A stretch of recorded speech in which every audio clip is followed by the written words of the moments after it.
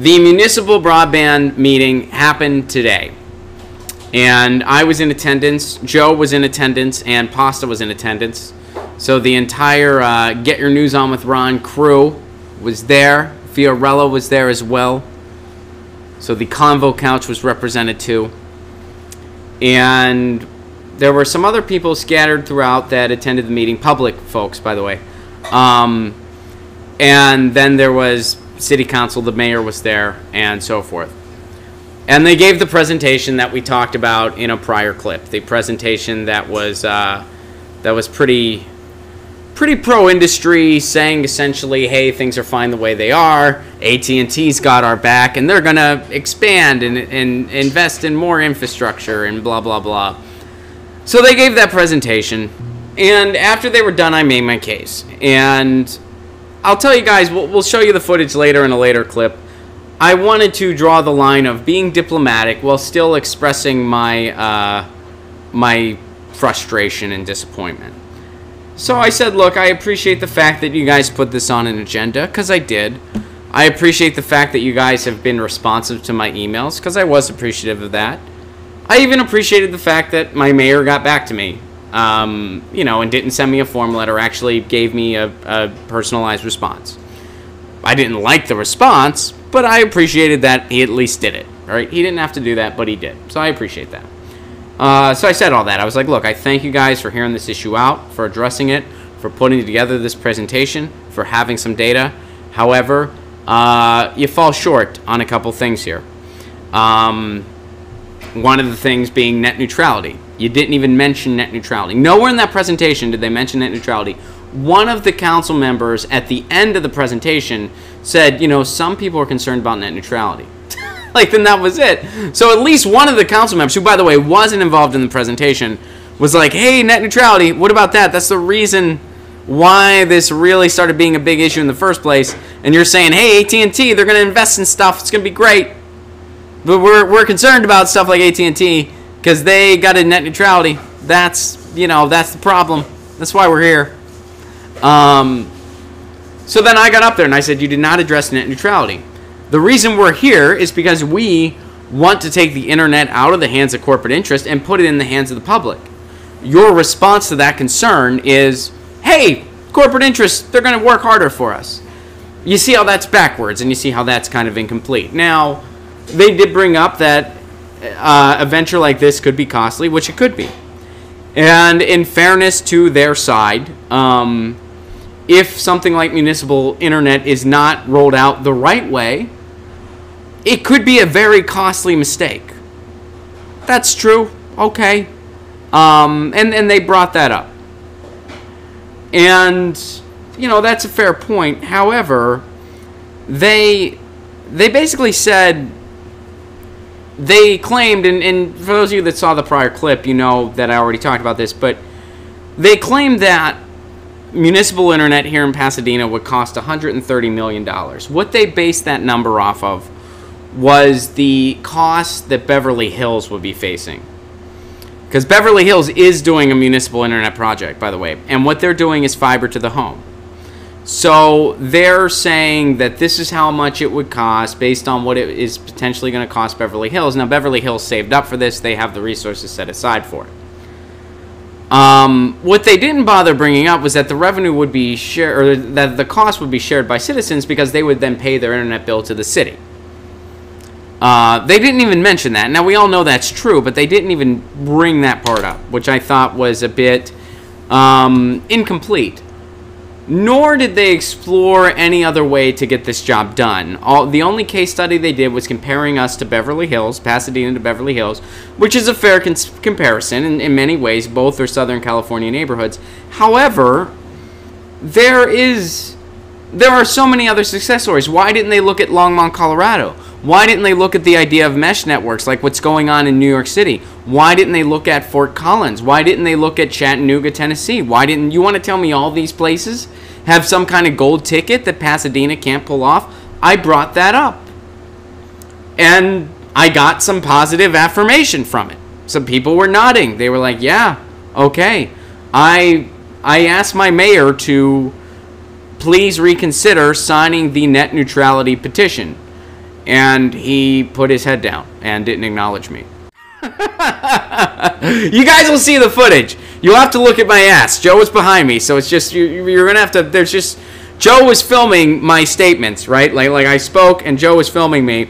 And at one point, I say Mayor Tornick. That's the mayor's name. I mean, I might as well say his name. I was like Mayor Tornick, and he kind of looked up when I said his name, and I said, I hope you'll reconsider signing the net neutrality petition. And he just put his head down. He was just like don't. You made eye contact. That's not in the written rules, peasant.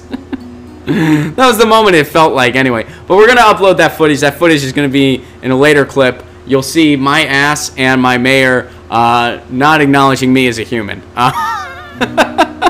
Maybe he's gonna sign the petition. I don't know. Maybe he was just thinking hard about it. It was weird when I asked him about it. He had no, like, he was totally stoic. Like, there wasn't like a yes or a no or anything in between. He just like put his head down, and that was it.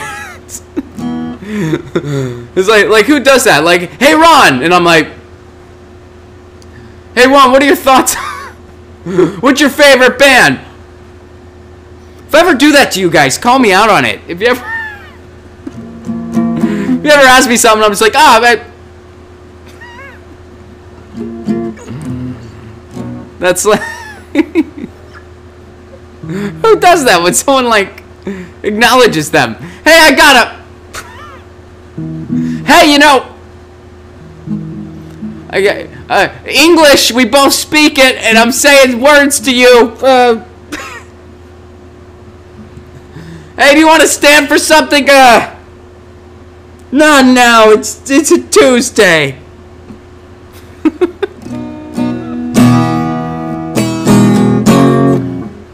So anyway, after I made that point that, hey, there's other ways we can look into it. It doesn't have to be, oh, here's what Beverly Hills did, so that must be the only way to possibly do it, and the only cost that we can possibly look at for a case study. And so I guess we can't afford it. And you know what I thought? You know, at first I thought, like, maybe they're just very industry friendly. This team that put together the presentation, our telecommunications directors. But then I also thought maybe they just don't want to do the work. You know what I mean? Like, maybe they're like, if we did do this, it'd be a lot of work on our part. We'd have to do work to make this a reality. So we'd rather just make the case for letting AT&T deal with this. Like, it could have been as simple as they don't want to do the work. Because what they didn't bring up was, they didn't bring up any red tape that we had with industry, any lawsuits we could potentially be facing. They didn't bring that up. So hopefully that means there is none. Or if there is, it's something we can kind of overcome pretty easily. So that's pretty much the update there. And there was a city council member, I'm not going to name names, but there was a member of city council that seemed more receptive and asked some of the questions I did. The city council member was like, look, isn't there a more efficient way we can do this? Isn't there a cheaper way we can do this? There's got to be a better way.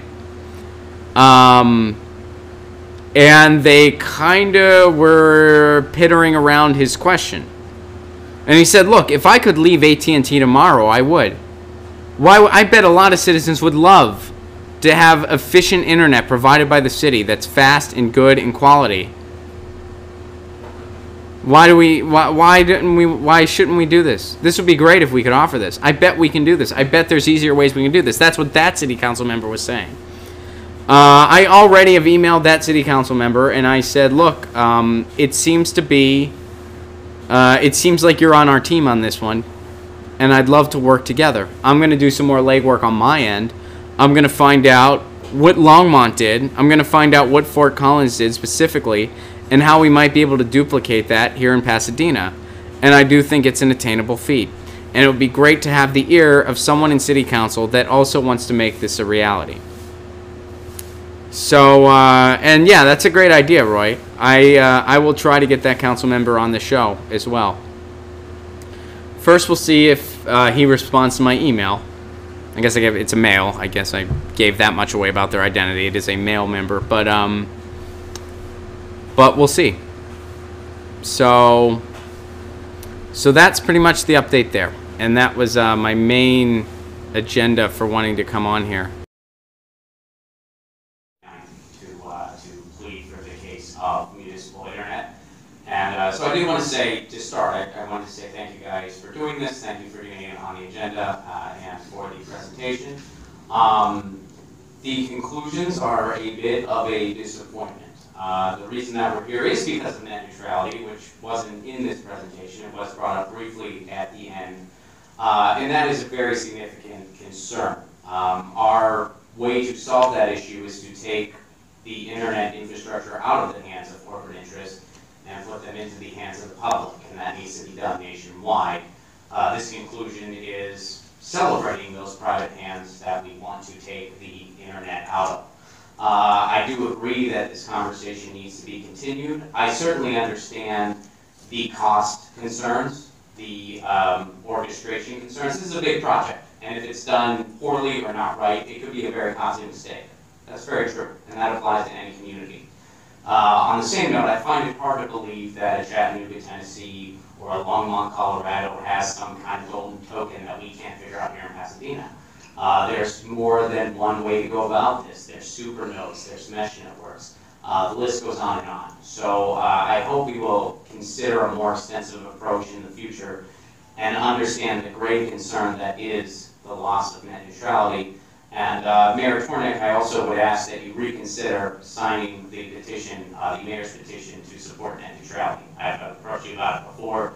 I hope you consider lending your signature to that petition. Thank you. Ron, just a quick question for you. The FTC net neutrality issue, I kind of lost track of that. Has that decision been made, or is it public comment period right now? Well, right now, they're forcing a vote, I believe actually tomorrow, to institute the CRA, in which Congress would overturn the FCC's decision. That would have a long path, because it would have to be signed off by Congress, which is, fairly Republican dominated, which is against net neutrality, or restoring net neutrality. And it would also need to be signed by President Trump. States have their own net neutrality bills, including one here in California that we have. That's susceptible to some lawsuits as well. So right now, it's kind of in between that limbo period where nothing's been cemented on the books, but net neutrality as we know it is no longer in existence. And AT&T, actually I believe today, took the FTC to the Supreme Court to further, to try to further fight protections that the FTC would instill on internet freedom. So we are sort of in limbo, but yeah. I think something like this is best to be preempted. Thank you. Thank you. Hey guys, thanks for watching. That was a clip from Get Your News On with Ron, the world's first viewer-curated streaming news show. What does that mean? That means I log on to a stream and people tweet me articles over on Twitter at Ron Placone, or they use our Reddit subsection, which is just Get Your News On with Ron over on Reddit. And that's how we build the show. I'm seeing all these articles for the first time. We are literally getting our news on together. Follow me on Twitter at Ron Placone so you can participate. And this show streams live every Tuesday through Friday at 10 a.m. Pacific Standard Time. So please do tune in. If you want to support this show, you can do so over on patreon.com/Ron Placone, where for as low as $1 a month, you get access to exclusive podcasts every week, exclusive videos, free tickets to shows when I'm performing in your town, and more for as low as $1 a month. Please do consider it. Thank you so much for your support. This has been Get Your News On with Ron.